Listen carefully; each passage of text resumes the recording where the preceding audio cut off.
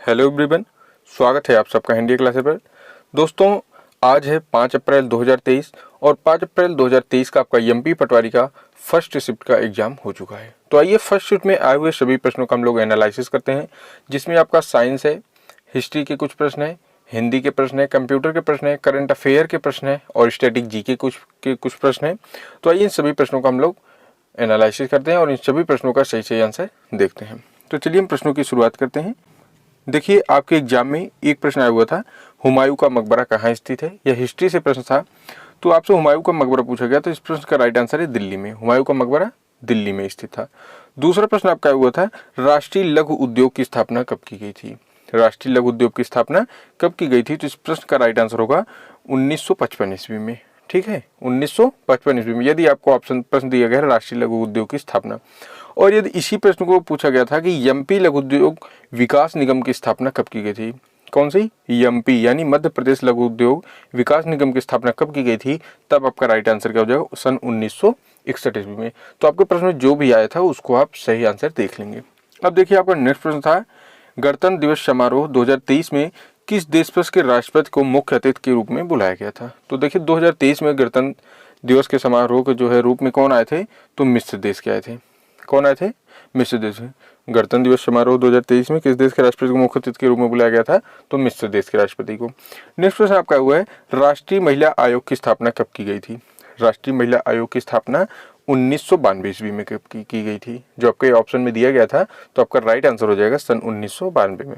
देखिए, नेक्स्ट प्रश्न आपका आया हुआ है, यूपीएससी से है, यूपीएससी के अध्यक्ष के ना होने पर कौन अध्यक्ष बनाया जाएगा। यानी यूपीएससी के जो अध्यक्ष हैं, यदि वो अनुपस्थित है, नहीं है, तो उस समय कौन उनका जो है पद देखेगा। तो इस प्रश्न का आंसर है सदस्यों में से कोई भी व्यक्ति, उन सदस्यों में से कोई भी व्यक्ति देख सकता है। नेक्स्ट प्रश्न है, देखिए, राष्ट्रीय महिला आयोग का वर्णन किस अधिनियम द्वारा किया गया है। राष्ट्रीय महिला आयोग का वर्णन जो है ये किस अधिनियम द्वारा किया गया है, तो इस प्रश्न का राइट आंसर है राष्ट्रीय महिला आयोग अधिनियम सन 1990 के तहत। ठीक है, राइट आंसर क्या है आपका, सन 1990 के तहत। अब देखिए, नेक्स्ट प्रश्न है आपका, पूछा गया था, इनमें से कौन सा कर्नाटक का लोक नृत्य है। इनमें से कौन सा कर्नाटक का लोक नृत्य है, तो इस प्रश्न का राइट आंसर था आपका यक्षगान। और देखिए, कर्नाटक के और हम लोक नृत्य देख लेते हैं, जैसे इंपॉर्टेंट है डोलू, कुनिथा, वीरसागे, कृष्ण पारिजात, नागमंडला। यही आपसे एग्जाम में पूछे जाते हैं। अब नेक्स्ट प्रश्न देखिए, आपका आया था, इस वर्ष आईफा अवार्ड का आयोजन कहाँ पर किया गया था। आईफा अवार्ड का आयोजन कहाँ पर किया था, तो इस प्रश्न को पहले आप समझिए कि आईफा क्या है, तो IIFA यानी आईफा, अंतर्राष्ट्रीय भारतीय फिल्म अकादमी, अंतर्राष्ट्रीय भारतीय फिल्म अकादमी। तो इस प्रश्न का राइट आंसर क्या है, गोवा में किया गया था। अब हम नेक्स्ट प्रश्न देखते हैं, जो कि आपका साइंस का प्रश्न है, पेनिसिलिन की खोज की गई थी। पेनिसिलिन की खोज किसने की गई थी, तो इस प्रश्न का राइट आंसर है अलेक्जेंडर फ्लेमिंग ने। पेनिसिलिन की खोज अलेक्जेंडर फ्लेमिंग ने की थी। अब नेक्स्ट प्रश्न है आपका, एड्स का वायरस हमारे शरीर को किस तरह प्रभावित करता है।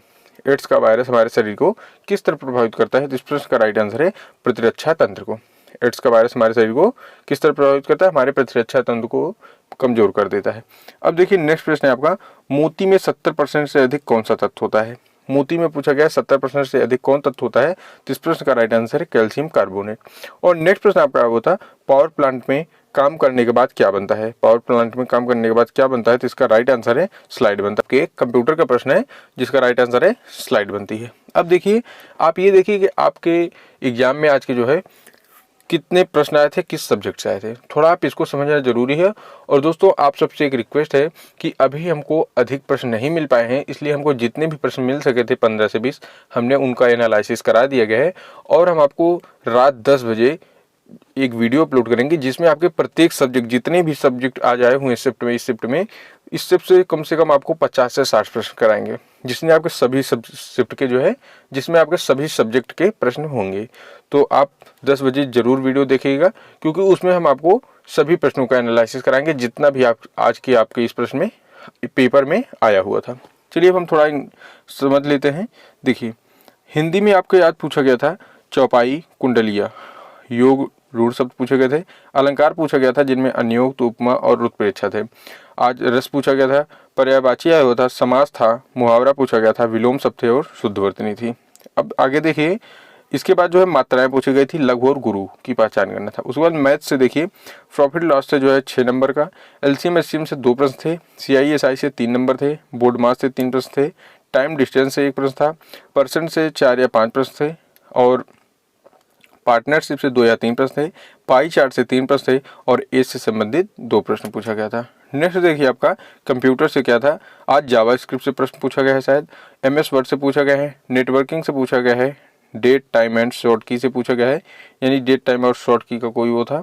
उसके बाद देखिए इंग्लिश में आज आपका क्या पूछा गया था, तो देखिए प्यूगू वायरस से 4 था, और एक्टिव पैसिव आपके 7 पूछे गए हैं, नरेशन पूछा गया है 4 या 5, सिनोनिम पूछे गए हैं 4 या 5, आज एंटोनिम में पूछा गया है, आइडम फ्रेज 2 या 3 थे। उसके बाद देखिए अब नेक्स्ट आप देखिए मैथ और रीजनिंग मिला के आपके 75 थे, कंप्यूटर आपका 18 था, इंग्लिश में आपके 30 प्रश्न थे, हिंदी में टोटल 25 प्रश्न थे, और मैनेजमेंट से 15 प्रश्न पूछे गए।